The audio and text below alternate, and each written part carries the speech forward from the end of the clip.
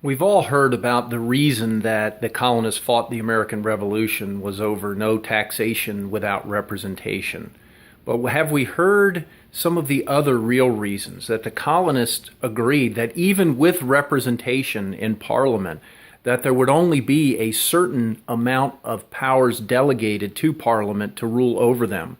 In 1765, Parliament passed the Declaratory Act that basically said, we, Parliament, are sovereign over you colonists in all cases whatsoever. And that did not go over very well. Even if the colonists were represented in Parliament, they only wanted a few enumerated powers to be given to Parliament. They thought that freedom existed when the local municipalities could control their own destiny. And that is what would create the most freedom and therefore give them the most opportunity to fill their full measure, to become the best that they could.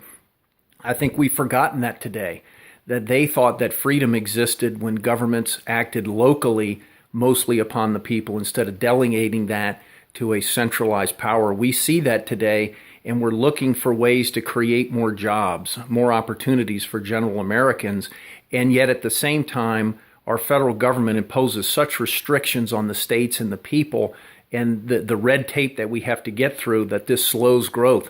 Locally here in Tucson, we see that with the example of the Rosemont Copper Mine, which has been working for 10 years to get through the red tape of mostly federal regulations to open their mine, $250 million later and 10 years. How many people without means and individuals could try to do that on their own? It's impossible to do. So let's try to cut through the red tape and get rid of the regulations, bring the government back home to the states and the local municipalities, unleash the individual creativity and drive that people have, and we will see this country flourish once again.